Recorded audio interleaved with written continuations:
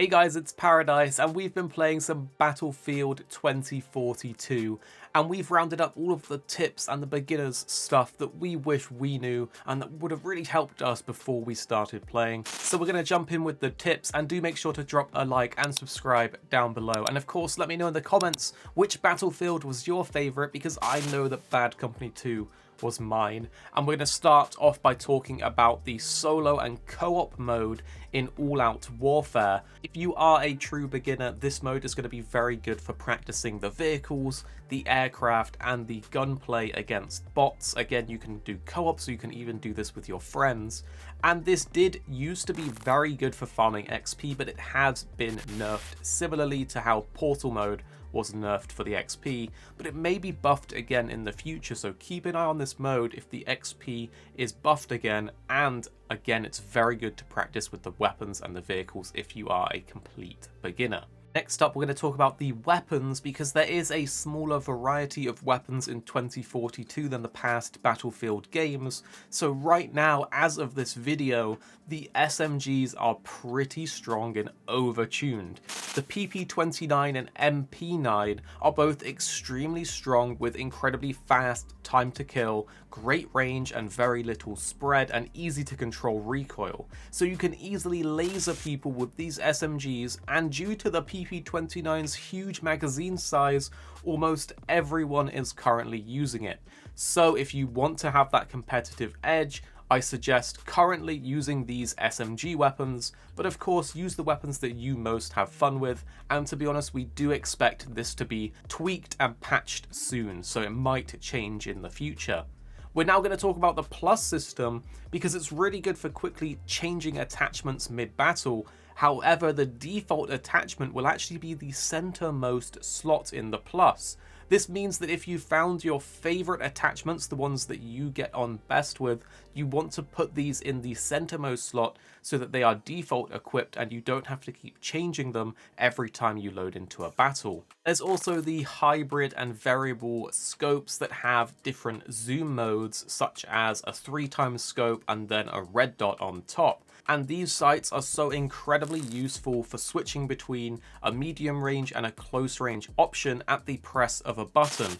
While ADSing, you press F on your keyboard and it switches between the two. I really recommend using one of these hybrid zoom optics as soon as you unlock them. If you're a regular of the Battlefield series, you might know that classes are a staple. Well, classes in this have been drastically changed, and the addition of specialists has been added in. But to stay on the classes for a second, because they have been changed, it means that things like the rockets, the repair tools, the medic and ammo crates are actually available to everyone in your single loadout gadget slot. This means you can take what you most enjoy, but it does honestly seem like the best choices currently are either the M5 rocket for the anti-tank option, the FX-M33AA missile for anti-aircraft, or the armor plates for boosting your HP in gunfights. It is extremely common to have infantry whip out a rocket as soon as you approach with any type of vehicle. And due to these gadgets not being class locked, it means that there's just more of them out there on the players. It isn't just engineers that can do anti-air or anti-vehicle rockets. So if you can't beat them, join them, put on those rockets or that armor, or take an ammo or a medic kit if that is your thing. But do be aware you can take any gadget that you want now. Each specialist within the game that we'll talk about very soon also has multiple different skin options. This means that you can actually be easier to spot on certain maps than others depending on what skin you have. And you can actually change these skins mid-match based on the terrain that's around you. So I really recommend customizing your specialist skin based on what map you're loading into. Basically, you just don't want to be taking a bright white snowy camo skin into something like a desert map where everything is sort of orange and you're going to stand out quite a lot. So make sure you stay on top of customizing your skins based on what match you're in. If you do plan on playing the portal mode, which is a bunch of fun by the way, do make sure that you enter the collection screen and go and customize each vehicle and weapon that you plan to use. You will have all of the upgrades unlocked automatically in portal mode, and many of them are direct bonuses and benefits and upgrades to the default weapons on these vehicles. So make sure that you go in and you customize all of the vehicles that you plan to use in portal mode, because you will have a huge advantage as to someone who hasn't gone and actually edited these upgrades and made themselves stronger. We need to talk about XP for a second as well, because there are some big changes in 2042 to the previous Battlefield games. In 2042, a lot of your XP will actually come from the ribbons that you get for doing various tasks. So I really recommend that while you're playing, you focus on trying to do a variety of tasks until you have the first, second or third ribbon, which gives you 1000 XP each, which is going to be a big chunk of your match reward at the end. So doing things like repairing a vehicle in one life and then in the next respawn, healing players or spotting enemies with the recon specialist will give you the different types of ribbons that reward you for thousands of XP per ribbon. So make sure that each match, if you want to level up quickly, you do a variety of tasks to get multiple different ribbons. Additionally, the proximity grenade, which is currently disabled and may be changed in the future, is extremely powerful for farming XP. Throwing a proximity grenade in a highly contested objective will literally highlight every single enemy in a huge area around it. This will give you a 5 XP spotting bonus per enemy, but will also reward you with an assist for 50 XP per enemy that's killed that you have spotted. This also contributes towards the intel ribbon and is a great way to get some extra XP in your matches once they enable it and if they don't nerf it. It's also worth noting that both the aircraft and the vehicles are extremely powerful at the moment in 2042. The maps are very huge and there are large open areas very spread out commonly throughout all of them. This makes tanks, anti-aircraft vehicles and aircrafts themselves extremely valuable and strong for racking up a lot of kills. Of course, everyone has access to the rockets and the anti-aircraft rockets, but it doesn't always mean that you can react quick enough to take them down.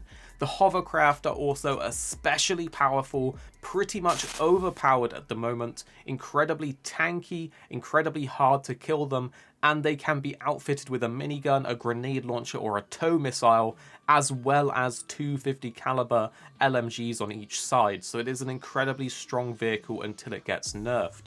Additionally, the firing mode of your weapon can be toggled with V on your keyboard, and the crosshair will actually change based on if you're in full auto, single shot or burst fire, so make sure to pay attention to your crosshair to know what firing mode you're in case you misclick.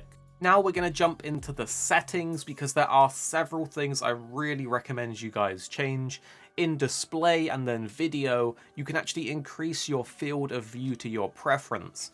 I personally find that 90 is the sweet spot. It literally increases the things that you can see on your screen. Extremely good and important for improving your situational awareness. Do not sleep on increasing your field of view. You can also customize your sprint controls to being toggle, hold, or double tapping forward in the on foot section of either mouse and keyboard or controller. This is really good to just change to your preference. You can also change to make sprinting auto vault you over objects in this same settings option on the on foot section. And finally, again in this same section, you can also change your grenades to being auto throw, because by default in 2042, you have to switch to the grenade and then manually throw it, while in previous Battlefield games it was just tap to throw, so this is a no-brainer if you are used to just pressing G and automatically throwing the grenade. Another really good option to change is in display and then minimap. We can actually customize the view distance of the minimap, and we recommend changing the air vehicles minimap to as high as possible. This means it will just be so much easier to see where the enemy aircraft are around you while you're dogfighting. And of course, adjust this to your preference for all of the different options, but make sure to increase the aircraft minimap. It's so helpful when you're using a helicopter or a jet and you're fighting against another enemy aircraft. And then the last setting that I recommend you guys take a look at is actually in display and then crosshair. You can change the crosshair color here. By default it is white, and this will do the job. But in my experience from playing CSGO back in the day, I really prefer having a light blue color. A more vibrant color just makes it a bit easier to see in all different terrain scenarios. So change this to your preference and give it a shot. See if there's something else that you like that isn't just the default white color. So now we have to talk about the specialists. There's quite a diverse set of them, but from our experience, there are a few that are just so good. You might want to consider using them over the others. So we're going to start off by talking about Sundance, who is absolutely awesome and incredibly strong. She has the wingsuit, which not only is probably the coolest thing in 2042, but it's also just incredibly strong. It's insane for its mobility. You can get across the map, you can jump over the enemy front line and do all kinds of strong, powerful stuff, huge flanks by using this wingsuit. But also you can actually cancel the wingsuit mid-air, fire a gun like a shotgun, a rocket launcher, and then reapply it, and this allows for some incredibly insane kills, and just it's insanely powerful that you can do this.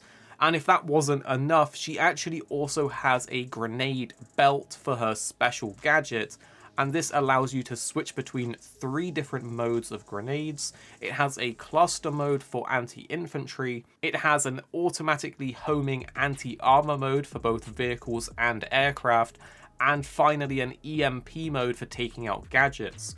Overall, this grenade is insanely strong, especially for the anti-armor mode. It can home onto aircrafts from up to 500 or 600 meters away when you throw it in the sky, as well as home onto vehicles if they're nearby as well. This actually moves really slowly, and most aircrafts can outrun it by simply just flying away. However, when you're piloting an aircraft, it's really hard to know what exactly has locked onto you, so it often makes the enemies actually waste their flares early. This is then really good for your teammates to follow up and take down that aircraft. You can also use this on tanks and anti-aircraft vehicles like the Wildcat, and follow up with an M5 rocket launcher shot and basically destroy vehicles very quickly, almost completely on your own. So currently Sundance is incredibly powerful. There's also the specialist Mackie, who has the grapple hook, which is really handy once you start getting used to it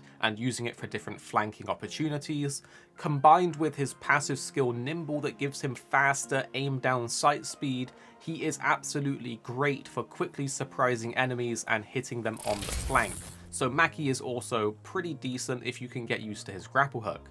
There's also Irish, and he has the option of switching between a deployable cover shield or a shoot down sentinel system that can block grenades and missiles, which is absolutely great for defending an area and creating a front line.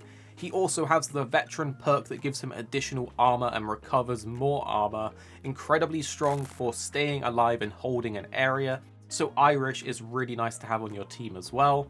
There's also Paik, I think that's how you say their name.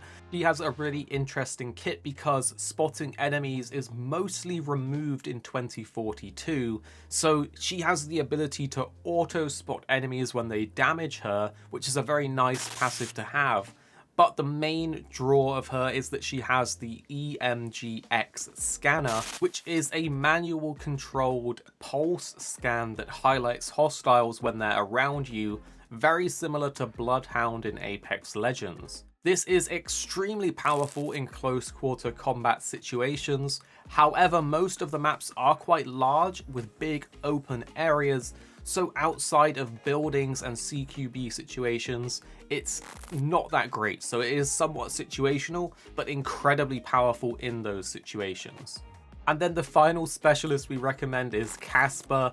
He gets a recon drone, which is great for manually and automatically spotting enemies. However, you can also stick C5 onto this and use it to blow up tanks and vehicles very easily. It's incredibly hard to both spot and shoot and destroy these recon drones while you're driving a tank, especially because it can fly so high in the air. So enjoy cheesing tanks by just automatically blowing them up with this recon drone if you also use the C5. It is of course a bit cheesy, but a lot of people are doing it, so I thought I'd let you guys know about it. Guys, if you have any more tips, put them down in the comments below. Let's learn together as a community and help each other out with more tips down in the comments. Of course, drop a like and subscribe if this has helped you out. I'm Paradise Central. I hope all these tips will help improve your gameplay. Thank you so much for watching, everyone. I hope you're having a great day, staying safe out there, and we'll see you guys next time. Thanks very much for watching. I hope you guys enjoyed the video. If you want to catch more from us, don't forget to subscribe and turn on notifications so you don't miss our latest uploads. And if you want somewhere to hang out, play games, or chat all things from games to anime, food to fitness, consider joining the RX Gaming Discord.